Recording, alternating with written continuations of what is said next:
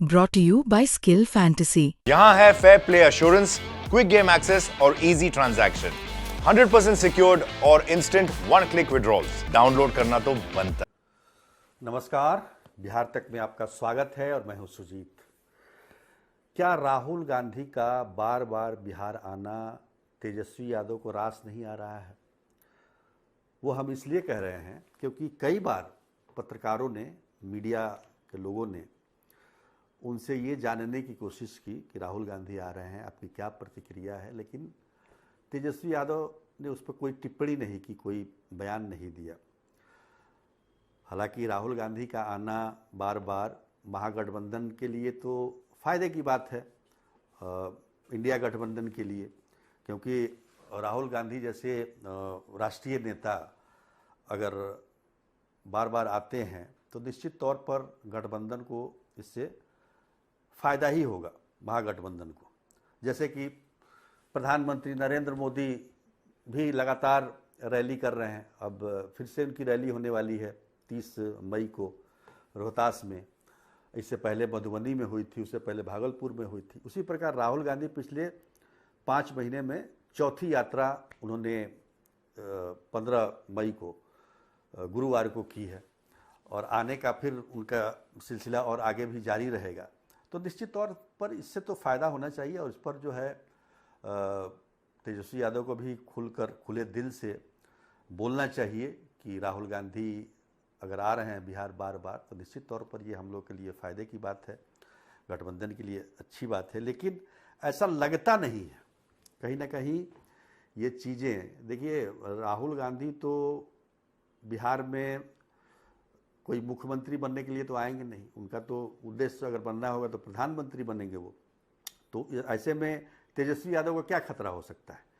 लेकिन इस एक मायने में आरजेडी को कहीं ना कहीं इस बात का अंदेशा हो गया है कि कांग्रेस अब पहले वाली कांग्रेस नहीं रही। हम बार बार इस बात को कह रहे हैं कि कांग्रेस अपना चोला बदल रही है और वो जो है एक नए अवतार के रूप में, एक रणनीति के तहत वो चीज़ों को आगे बढ़ा रहे हैं।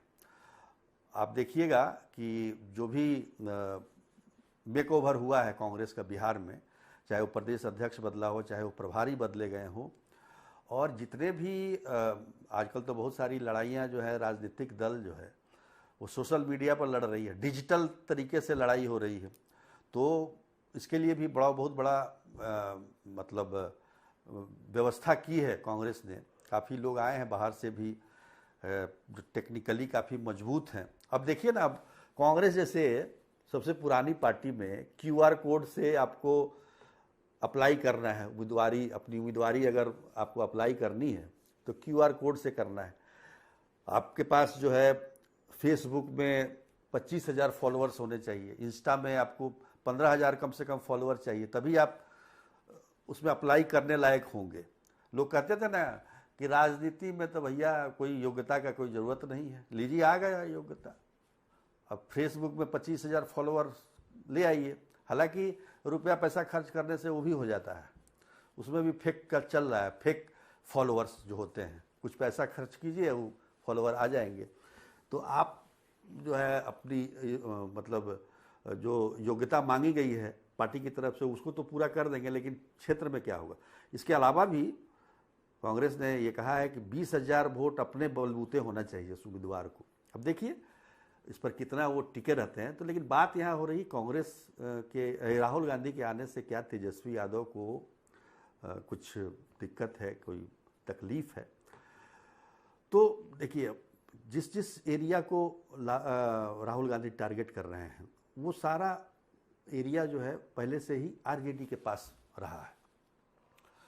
अब पहले का अगर आरजेडी कांग्रेस का गठबंधन देखा जाए तो आरजेडी के साथ कांग्रेस का उपयोग आरजेडी इतना ही करती थी कि अपर कास्ट को जो भी थोड़ा बहुत डेंट जो अपर कास्ट जो एनडीए के साथ चला गया है या बीजेपी के साथ चला गया है, उसमें कांग्रेस पार्टी अपर कास्ट में केवल डेंट मार के या अपर कास्ट के वोटरों को अपनी तरफ लुभा सकती है, ताकि जो 100% वोट बीजेपी को या एनडीए को जा रहा है उसमें कुछ कमी आए। ये उपयोग हुआ करता था पहले का।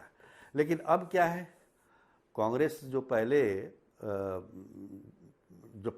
पहले का समीकरण है कांग्रेस का, जैसे अपर कास्ट, मुस्लिम, दलित, इसको मिलाकर अब देखिए दलित को लेकर कितने राहुल गांधी गंभीर हैं, दलित वोट बैंक को लेकर, और लगातार खासतौर पर अति पिछड़ा को लेकर भी उन पर उनका काफ़ी फोकस है। आरक्षण को जो बढ़ाने की बात कर रहे हैं 50% से ऊपर, निश्चित तौर पर कहीं ना कहीं इन पॉकेट्स में, इन जातीय समीकरणों में वो युवाओं को काफ़ी भा रहा है। तो वो वोट बैंक जो पहले कभी आरजेडी के हुआ करते थे उस पर ज़्यादा टारगेट ये कर रहा है। हालांकि ऐसी बात नहीं कि सारा का सारा आज के दौर में अति पिछड़ा का बहुत सारा हिस्सा एनडीए के पास है, नीतीश कुमार की पार्टी के पास है, बीजेपी भी उसमें से कुछ हिस्सा लेती है। पहले लालू यादव के समय में ये था कि अपर कास्ट और वर्सेज बैकवर्ड कास्ट होता था, लेकिन आज वो स्थिति नहीं है। आज स्थिति ये है कि बैकवर्ड वर्सेज बैकवर्ड, यानी बैकवर्ड वर्सेज अति पिछड़ा हम कह सकते हैं, ईबीसी, वो भी चल रहा है। दलित कहीं ना कहीं उसमें बीच में उनको मतलब राजनीतिक तौर पर देखें या सामाजिक तौर पर देखें तो कहीं ना कहीं इसमें उनको दिक्कत आ रही है। उनको अपना कंफर्टेबल जोन भी खोजना है, और दूसरा उनके लिए जो बात करे, उनके हितों की जो रक्षा करे, और इसमें राहुल गांधी लगातार इस चीज़ों को सामने रख रहे हैं। संविधान बचाओ, आरक्षण बचाओ, और पिछले चुनाव में 2024 के चुनाव में जिस प्रकार से एक नैरेटिव तैयार किया विपक्ष में, खासतौर पर राहुल गांधी ने जातीय गणना को लेकर, देखिए आज जातीय गणना के लिए केंद्र सरकार राजी हो गई है।